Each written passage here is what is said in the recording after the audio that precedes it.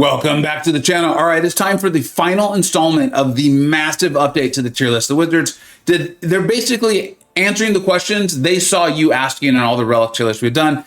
This has been phenomenal. It's been great. And it's time to go over skill and science. And remember, in the future, my current plan is to do this every other month. We will talk about the new champions that come to the game, the buff champions. And if there's a new interaction or something like that, maybe a champion's starting to be better than we thought they were and they interact better with a relic or something like that, you can always Discord, ask me some questions, those sorts of things, or of course in the YouTube comments as well. And then remember, make sure you make your own copy of the spreadsheets. That's how it is for every single one of mine. And if you're one of those folks, and I get it, some people, they're not interested in the video, they just want the spreadsheet, please make sure you give a subscribe, right? Like, make a comment, and then do me a solid, share this video out with your alliance, your Discord server, your line chats, all those things really is helpful to me. So I would appreciate that. And then make sure you go subscribe to those Illuminati members and all the knowledge they've shared, the Spreadsheet Wizards too. All right, we're gonna go ahead and start off with skill. We're gonna start about Black Panther here. You can see all the names and the way they are listed. You can see also the emojis, like the hearts, like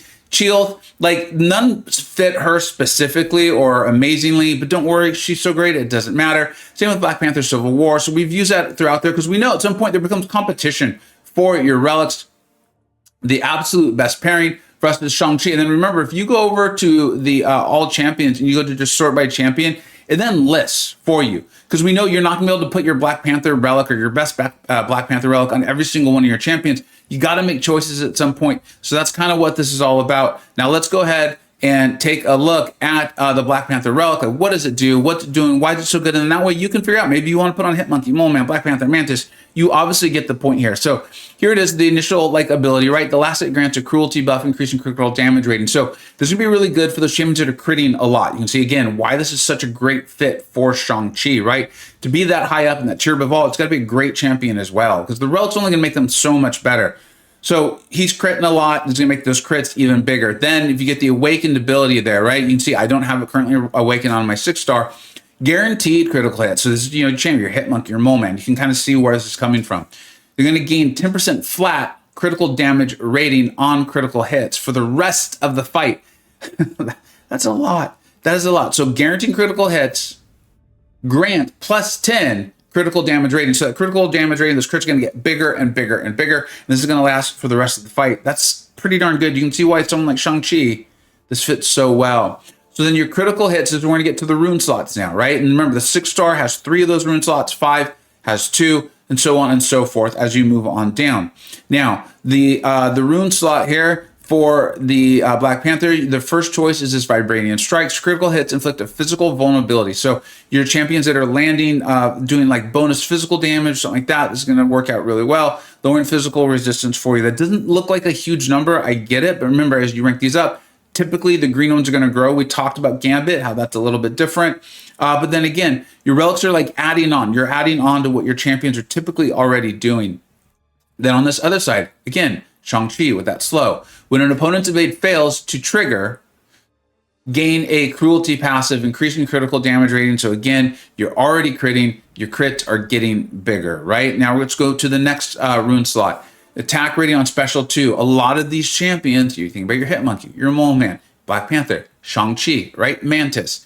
They're cashing out typically with their special 2. You're going to get an attack rating increase on your special 2, so that's really good. Or you could choose opponent critical resistance down in case they have a high critical resistance. Think about your Doom or something like that. So this is kind of an option for you as well. And then we'll move on to the third and final rune slot here is opponent critical resistance down. So this is why, one of the reasons why the 6-star one is so good. You often get the option to choose all of the various rune slots that you want. On the other side, guaranteeing critical hits, still a burst of 202.91 physical damage. Again, as you rank up your relic, these numbers will get larger. And then you can see I've already chosen the other slot, so I'm not able to do that. That's the Black Panther relic. So these are, champions that are critting. You want those crits bigger. If they're doing some physical damage, something like that, get that physical resistance down, guaranteed crits, that whole thing. So you can see why this fits so well. The perfect fit, the ideal fit, Hitmonkey, Shang-Chi, Mole Man, Black Panther, and then you move on down, Mantis, Hawkeye, Prowler, and so on and so forth. All right, let's go ahead and move on and talk about the Black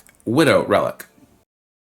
All right, Black Widow relic. This is really, really powerful. You can see, you've got 4 champions already in the tier above all. 2 in Scorching. You can see these relics really fit what the skill class is doing as well too. So you often have a good relic as far as these 4 options to fit your favorite skill champions. Now, we're going to talk about Crossbones here, and I'm going to talk about Crossbones because this is going to be an example where the rune slots and everything doesn't perfectly fit Crossbones, but what Crossbones does, this is a large boon for him. All right, so let's go ahead and pull up the relics so you can kind of look at why this is so good for Black Cat, Black Widow Deadly Origin, Ronin, why we have them rated so highly, right? Black Widow Deadly Origin and Ronin, in my opinion, on my general tier list, they're not rated nearly as highly as Crossbones or Black Cat, but this is really helpful to them. So that pairing is great, okay? So let's go ahead and look at this. So the final hit inflicts a beeper debuff. And I remember the first time I saw this, I was like, why is this good? For 8.22 seconds, that's a long time. It has a 100% chance to passively do nothing. Whenever it fails, whenever its owner is struck. So it's going to do nothing. You're going to put this on, the debuff on the opponent. It's going to do literally nothing when it gets struck. When it fails, it beeps. All right? Basically what's happening is these are champions that are reducing ability accuracy, and then when the thing doesn't happen, you're going to get the benefits of it. If that makes sense. Like, this is giving your attacker an ability to fail if the defender doesn't already have one. So kind of think of it that way, right? This is giving an ability, it does nothing anyway, and it's going to fail, right? All right, cool.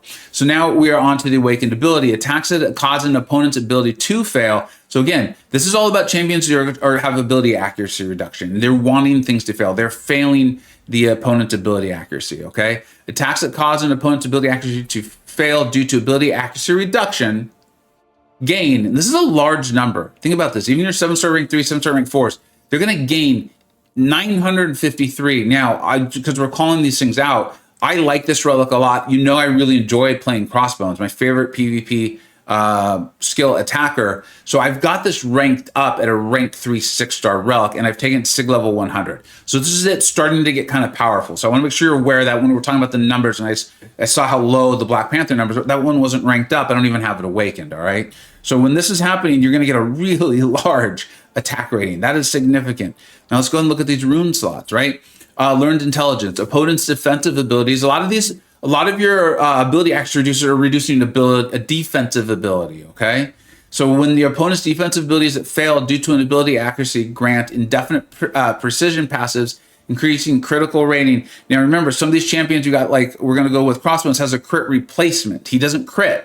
But so when he gets a crit rating increase, that's still good because something happens when he would have crit, okay? So this is a perfect example of, he's not named here. You can see Black Widow Deadly Origin, Black Cat are specifically named. It is great for them.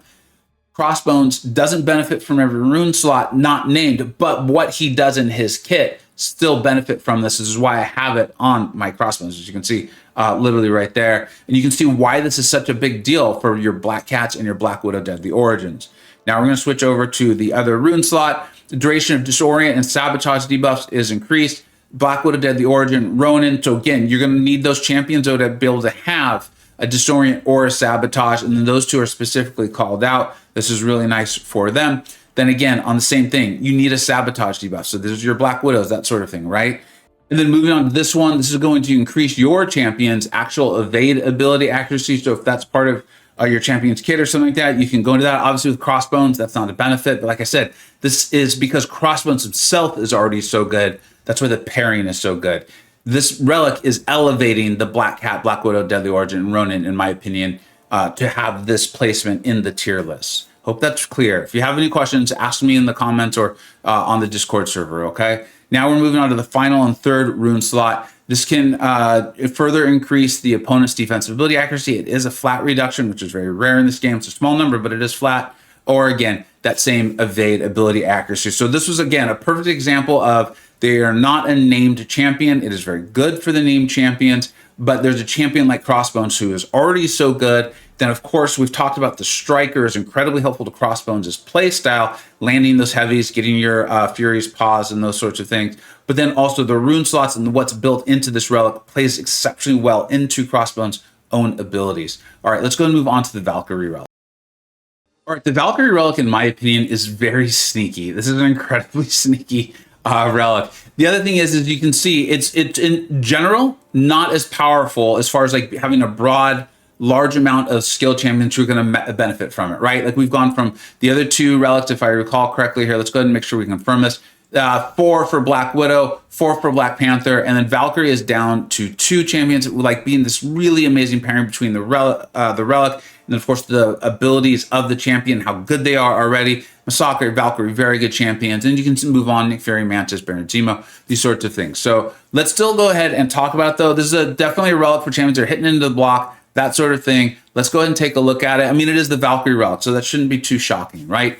You can see the first ability here. The first hit grants a 12-second pierce passive, increasing block penetration by 7.62%. I only have this at rank 2, so that's pretty damn good. Your teams are wanting to hit into block. You can see why this was paired so well with MCoC, who you know I love, and then Valkyrie herself. Maybe we'll be getting the 7-star Valkyrie soon. I don't know. We'll see. You saw how great she was still doing, like for the Barrowman versus Andrew the Rough VBC match we just put on this last weekend. So I don't know. The 6-star is still doing some great things. This ability can trigger through opponent's block and make opponents more defensive. Again, very, very helpful. It's only for 1.7 seconds, but that's really helpful for your champions who are wanting to hit into the block. You want them to be more defensive to hold that block. Now, I use an Awakening gem on mine. I only have it at level 1. But you can see this. The Dragon Fang Piercer strikes into block, grant 0.33 of the striker gauge. Remember, that's your relic. That's what the power bar of your relic is called. They call it the striker gauge, okay? And a 6-second Fury passive, increasing attack rating by 3.31%. You can max that up to 4 stacks. That is a percentile increase. It doesn't say flat, so I'm going to assume it is not a flat increase, but still, that's better than nothing. Remember, this is at SIG level 1, so you're getting a nice Fury increase for striking into the block. For champions who want to strike into the block, it's taking what they do, making it even better. I really, really, really like that. As someone who loves playing MCoC, and is considering going out and getting the 7-star from those Korean challenges, trust me, when I really dove into this, I started to see this, and the guys point out, like, hey, this is actually great for MCoC as well. I got pretty pumped up on it. All right, now let's go ahead and take a look at the rune slots. You can see this first one is the Scraper of Sakar. While suffering from Disorient or Intimidate debuff, the opponent is also inflicted with a physical vulnerability debuff, decreasing physical resistance. So this is great for your champions. Again, a lot of them are already placing Disorient or Intimidate. MCoC has got that Disorient off of his SB1. The Intimidate's great. It helps you into the block. So again, this is just, it's taking what you're already doing for the champions and then it's just making it better, giving you added bonuses. Strike into the block, reduce opponent's defensive ability accuracy. We've shown this with MCoC with his SP2 into block, and then again it was the Disorient off of his SP1. We've shown this sorts of thing. You see why I like him so much. If the opponent suffers from a fragility debuff, defensive ability accuracy is lowered by an additional 9.62. So if you're champions with fragility debuffs, there's a further defensive ability accuracy reduction. Moving on to the next one, Disorient debuff duration. This is great. 14%. That's pretty damn good, right? Now we're looking at the other side. Intimidate debuff duration. Anytime you're getting these debuffs that you really depend on, they're important to what you're trying to do in a fight, and you're increasing their duration, it's a big deal. And then the other side here, you get the option, of course, for the opponent block proficiency. Hello, again, you're hitting into the block. It's obvious. I feel like I'm repeating myself, even though these are different ways of making them more powerful, but you're hitting into the block, you're getting your debuffs longer, you're getting Furies for hitting into the block, your opponent is getting the Intimidates longer, they're more likely to be passive. You understand this. This is playing perfectly well into these champions' kits and what they want to do in fights, which is why the 2 highest rated are MCoC and Valkyrie. All right, let's go ahead and talk about the Winter Soldier Relic. All right, the Winter Soldier Relic isn't quite as, let's call it narrow, as the Valkyrie Relic is. You can see we've got quite a few champions in that kind of scorching. Heck yeah, it just doesn't fit them quite as well. I've often ran it on my MCoC when I'm really trying to increase the incinerate damage, right? Because MCoC can do tremendous incinerate damage. So again, think that in mind. Like you can see crossbows on there as well. It's about like, what are you wanting to emphasize for the champions, right? For a lot of these that don't like fit perfectly or what have you. Let's go ahead and take a look at it there. You're going to see why Kate Bishop, because she's just so great in and of herself. So enhancing anything she does is kind of a big deal. And then why it works out so well for Elsa Bloodstone, right? And you can see the first ability here, inflict an vulnerability, energy vulnerability debuff, lowering energy resistance by 18.42%. That's a lot. That is a lot for 15 seconds, 18.41. So champions, you can see this is why Kate Bishop, why she's up there, because she's so good. And then this is like enhancing her a little bit, even though it's not going to match up nearly as well with her as it is for Elsa, as you're about to see. Now, the Mercenary's Delight, the Awakened ability, gain a cruelty passive, increasing critical damage rating. So this is making your crits bigger, right? By 12.21% when inflicting an incinerate effect. Notice that it says incinerate effect. That means it doesn't need to be an incinerate debuff. It can be an incinerate passive, okay? Gain a precision passive, increasing critical rating. So when this happens, your precision, your crit rating, the more how likely you are to crit, is actually going to grow by 3.2 seconds when you inflict a cold snap debuff. Notice this is actually called a cold snap debuff. So if there's a cold snap passive, you will not benefit from this. But if you have a cold snap debuff, that is a benefit that you're going to get. We're about to get to where this is, I mean, you can already see why this is benefiting Elsa Bloodstone. We're about to get to where this gets even better. So we're now on the rune slots. Incinerate debuffs with a base duration of 5 seconds or more. Feels really tailored, right? Like 5 seconds or more, that's interesting. Have a 60% chance to deal a burst of 21.61% energy damage when an incinerate debuff expires or is refreshed. Then on the other side, the next heavy attack refreshes 1 cold snap debuff. So Elsa Bloodstone can refresh that, right? The cold snap is going to help her with the evade on the opponent. Okay, yeah, refreshes on the opponent, and then it has a plus 36% cold snap debuff potency. Pretty darn good. You just land the heavy, it's going to refresh 1 for you on the opponent for 30 seconds. Pretty darn good. Pretty darn good, right? Now let's go ahead and move on to the next one. The next rune slot, you have the options of the block penetration while the opponent suffers from incinerate or a cold snap. So if you've got incinerate or cold snap, this is specifically called out effects. So they don't need to be debuffs, right? They don't need to be the active debuffs. They can be the passive effects there. You're going to get more block penetration. So that's good. And then the next one is opponent energy resistance down. So you're really reducing the energy resistance. You obviously get it here, right? And then this last one, incinerate cold snap effect potency is increased by 4.8%. Again, not called out debuff. This is just effect potency. So you can really see Kate Bishop, Elsa Bloodstone. It obviously enhances more parts of what Kate's doing, but I'm sorry, what Elsa's doing in her kit. But Kate Bishop, so incredible, has that cold snap passive. You can see how she's going to benefit from this great too. And then, of course, you've got Crossbones, Massacre, Moondragon, Agent Venom. That's definitely with the team there, his synergy team, Misty Knight, Gwenpool, and so on and so forth. All right, let's go ahead and jump on to the Science Relics. Moving on to the Science Relics, you can see the Ant-Man one, right? And when you look at it, there's just not that many names listed on there. And it's because it's just very tailored to champions who are doing the Power Stings. Well, I mean, who's the Power Sting King, right? It is Spider-Ham. So, but it's going to be good for any champion that's played some. You see, even Yellow Jacket, like it's a relative fit, but it's Spider-Ham. Cassie Lang, if she was available 7-star, she'd be back. We'd be talking about her a lot more in the Battle Realm. She was great, 6-star. I hope we get her to 7-star relatively soon. But let's go ahead and take a look at this, why it's so strong for these champions. And it is like a pretty bonkers upgrade to these champions, or like enhances what they're doing so exceptionally well, like the other great relics do. It's just, Spider-Ham's just so good already. All right, so the last hit inflicts a Power Sting debuff for 16 seconds. That's a long time. So you throw your strike, you're gonna get this, right? And an opponent with Power Sting takes 3,709 direct damage if they activate a special. 1 more Power Sting for you to get more damage in. And so this is going to happen, right? Now here's the Awakened ability.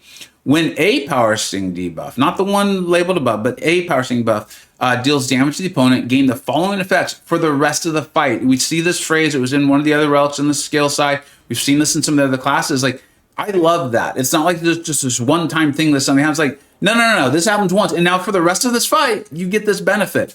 For the rest of the fight, stacking up to 6 times. 60 plus 60 attack rating. I know that's not massive, but when you think about these champions and their attack rating, and then you're increasing that 6 times for the rest of the fight, that's adding up. While the opponent has a Power Sting debuff, plus 303 direct damage burst on Power Sting debuff damage, cooldown of 10 seconds. So attack rating is going up, Power Sting debuff damage is going up as well. This is at 660 for a rank 3. I really like my Spider-Ham, use them a lot, so I took this relic up. Additionally, Now you're onto the rune slots. Inflicting a power sting debuff, which is like literally what you're already doing. This is a common theme in this video, is it's enhancing what these champions are already doing. So inflicting a power sting debuff inflicts an additional power sting debuff lasting 16 seconds. Now this does have a cooldown. I don't want to go too crazy with this because I know that sounds bonkers. That has a cooldown of 16 seconds, okay? But that can happen. So you're going to get the power sting, you're going to get an additional one. An opponent with power sting takes 1,500 direct damage if they activate a special attack. So there you go. That is really good. And then number 2, inflicting a power sting debuff inflicts a taunt passive. So a lot of your times, you know, if the AI is just not playing ball, you've got your power stings on, whatever, here you go. Inflicting a power sting debuff inflicts a taunt, increasing the likelihood of them to throw their special, and it's going to lower the attack rating by 11.27% for 16 seconds. This also has a cooldown. I mean, these are so powerful. I mean, of course, as a player, it'd be cool if they didn't have cooldowns, but I very much understand why they're there. You can see the next rune slot is power sting debuff duration. So again, AI is not playing ball. You can get another taunt. AI is still not playing ball. It's all right. Your power stings are going to last longer. It's fine. Eventually, it'll work out. And then you could increase your opponent's special attack damage down as well. Spider-Ham's got those auto evades and things like that. So you can see I've purposely gone into the more offensive uses of these. But then here you go. Power sting debuff potency. Hey, let's make them stronger. They don't do enough damage. Obviously, that's a joke. And then again, you have the opportunity to make your opponent's special attack down. This is phenomenal for any champion who's doing power stings, but a champion as powerful as Spider-Ham already is, you can see why this is such a big boost for him. All right, let's go ahead and take a look at Captain America Infinity War. All right, the Captain America Infinity War one, like I'm going to just admit, one, I don't have the ability, I can't figure it out, and I apologize. That horse emoji, I don't think it should be there, okay? I mean, it's fine. The 3-star relic is fine for Luke, but I do think this is a relic where you probably do want the higher varieties. I'll talk to the Illuminati. Unfortunately, I don't have the ability to remove it, so I at least want to call it out. I don't want to mess with the sheet. The wizards do so much work on it, and every time I try to remove it, the sheet tells me something bad is about to happen. So I'm going to leave it there, but I do at least want to call that out. Now, the Captain America Infinity War relic, to me, feels like I've used all the Hulk relics I can, and I now need something else that I do think benefits my champions. And that's kind of where it's at. You can see a lot of the champions listed are on the super hot and the hot tier. The cool thing is Spot and Luke Cage just feels really, really well designed for them. We're going to kind of talk about both of them a little bit here while we take a look at this relic. It is a good relic. I just wanted to kind of call it out that like the Hulk's kind of the showstopper one, but let's go ahead and take a look at it and see what I'm talking about. So the last hit's going to grant you an 18% bulwark passive, increasing block proficiency. It's really cool that it is a passive. A lot of times your science champions are fighting against mystic champions. If it's PvP, you don't want a buff being nullified or triggering mystic dispersion or something like that. So that's cool. And it's increasing champions who are blocking a lot. Like that is something that when you think about it that science champions are often doing. And so that's helpful. Like this is, I want to be clear, this is a good relic. I don't want to just call it like the Hulk Jr. relic or something like that. And then the Awakened ability. Blocking consecutive attacks grants a 7% or 7-second Avenge passive. This is sounding pretty good so far. Causing each champion attack to deal up to 331.61. I always love these very exact numbers. Burst physical damage scaling based on block proficiency. So you can see how this is starting to work, right? You're getting the bulwark passive. It's increasing your block proficiency. Then if you block consecutive attacks, you're going to get the 7-second thing. It's going to increase your attack rating based on your block proficiency, okay? So you're blocking, you're doing the thing, you're getting more damage. It's kind of working together. I think you're seeing this here, right? And you can see why Spot, this really calls out Spot, right? And attack rating. Now, additionally, defensive guard champions deal up to 588.29. Again, very specific. Burst damage, physical. So you're wanting your champions who are often doing your physical damage, help them out a lot. We do have Photon still listed, so it could be a way to balance that out. Well, with her, you are blocking a decent amount with Photon, so that's why she's listed there, and she's so good. We have that. Now, defensive guard champions, Spot is not defensive guard. I remember I got very excited about this relic. I just assumed Spot would be defensive guard because it just sounds like it's built for him, but alas, he is not, while Luke Cage actually is. So is Photon, so is Leader, so is MCoC. Let's go ahead and take a look at the rune slots here. We've got this first one called Counterpunch. Blocking incoming hits grants an indefinite kinetic resonance charge, max of 5 stacks. The next hit after you do this consumes is going to charge up to 428.74 as a burst of physical damage. I'm struggling not to laugh. Kinetic resonance charges deal again 1,143 for defensive guard champions. Again, why isn't Spot listed? But he's not. I'm going to stop being so frustrated by that, or whatever, lamenting it. Luke Cage is. So you can see why this is so good for Luke. You can see I've got it on my Luke Cage right there. I am starting to get pretty interested in the leader. No, just to let you know. So that is coming up. And then on this other side, inflicting exhaustion debuff. That's a big deal for Luke. Inflicting an exhaustion debuff, which is what Luke is doing on the opponent, grants again an 8-second bulwark passive, increasing block proficiency. Remember what the awakened ability and all that did, right? It's building on the block proficiency. Max 3 stacks. Then again, defensive guard champions begin to expire. So the defensive guard champions are named and they get a specific call out, right? Passive start paused for defensive guard champions. So you can see why this pairing is so good for Luke. Then on the other side, opponent physical resistance down. So your champions who are doing physical damage, the defender or your opponent's physical resistance is being decreased, increasing your damage, or you could increase your block proficiency. We've already talked and shown the rune slots and all that, what happens, the benefits from getting your block proficiency increased. And of course, you can get your perfect block chance increased as well, or again, the block proficiency. So this is very good. It's just outside of Luke Cage, outside of Spot, to me currently, it starts to become my Hulk relics are already being used. So hey, let's throw this on Photon. I want to get to know leader first before I try to categorize him on this one. This might be a really great use for him because he does have the tag. So in your champions, physical damage, that sort of thing, doing a little bit of blocking, or of course the relic themselves is also very, very helpful. Now let's go ahead and talk about that Hulk relic. All right, now this is the showstopper, right? It's not quite as amazing for the class as a whole as it doesn't have quite the breadth of the Thor relic when we talked about that. It was just put the Thor relic on your champion, it'll be fine. But there is a very high demand with amazing science champions for the Hulk relic, right? Look at this tier above all: Silk, Hulk, and the Overseer, phenomenal champions. Titania, Spider-Punk, Joe Fixit, Anti-Venom's also there. Hulk Immortal, great. Scorpion, She-Hulk, Deathless, which is actually currently what I'm realizing I have mine on. We'll talk about that why real quick.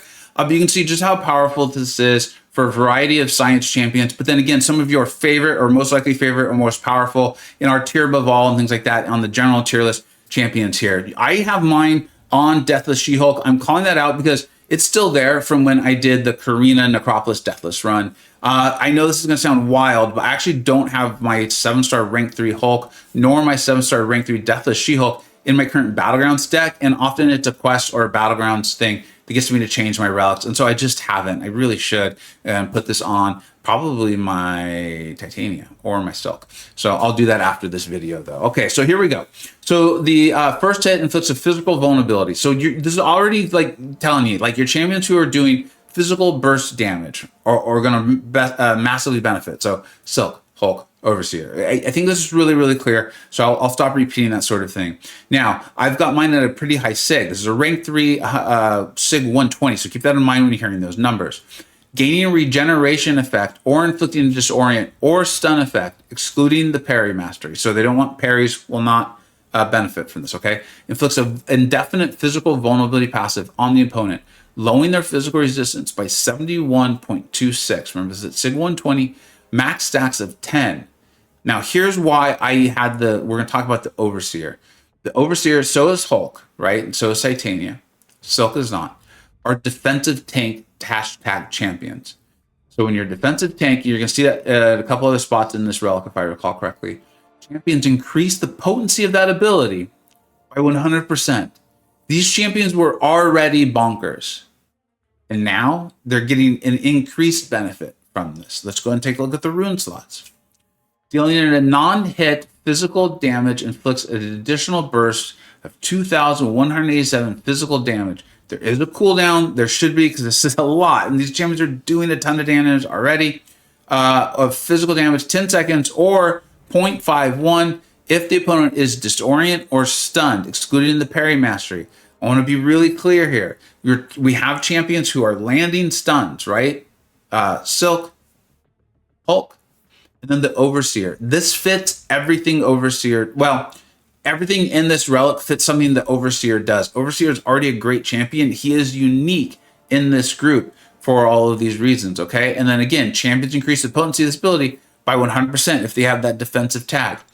I don't know if everyone knows, Overseer does have a heal as well, and he's got the stun off of his SP1. Gaining a regen effect applies the following effects for 20 seconds. Gaining non-stacking resist physical passive. That's worded really strange. Increasing physical resistance by 90%. Inflict a non-stacking physical vulnerability passive on the opponent, lowering physical resistance by 85%. And then again, lo and behold, physical defensive tank champions, hashtag defensive tank champions, increase the potency of this by 100%. This is amazing. This like relic feels very built for Overseer. Then you can, again, on the next rune slot down, you can decrease the opponent's physical resistance. Again, Overseer, these other champions as well too, but your regen effect potency can be increased by 5.63%. And then again, you can increase your own physical resistance, or you can increase your own heal. Again, phenomenal for Silk, Hulk, Overseer, Titania. So many champions in this class that really want this relic.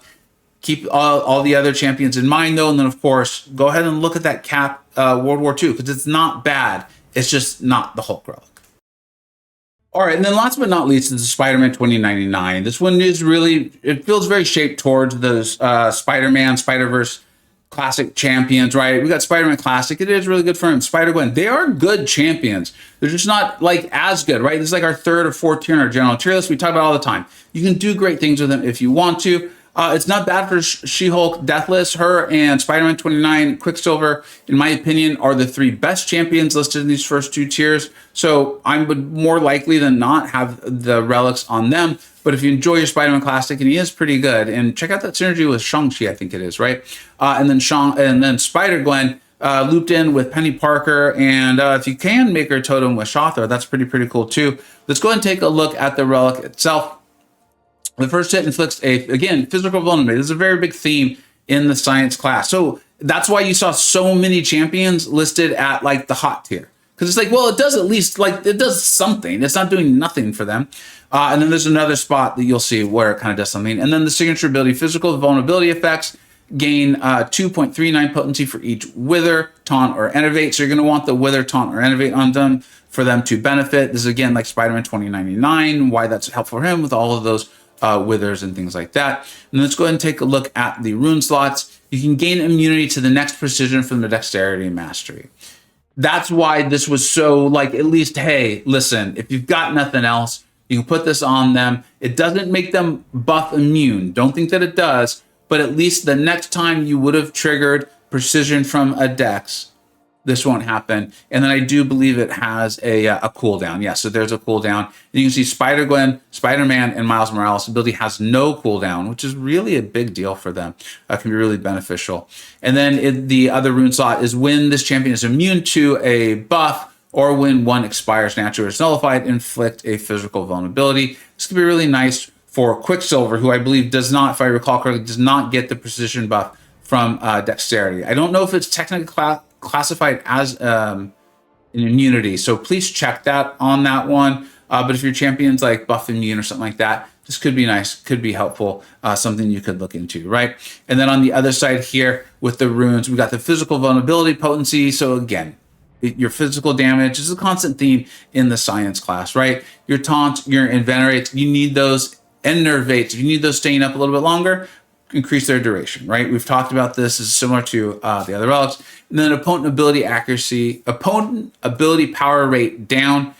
This is, again, your mystics who have this, maybe some cosmic champions who have an ability power rate where they're building power throughout the fight or something like that. A lot of your science champions are trying to combat that. So this is going to be helpful in lowering that rate as well. And then maybe it's on the other side where they are relying on a taunt or an enervate. You can increase the duration of that.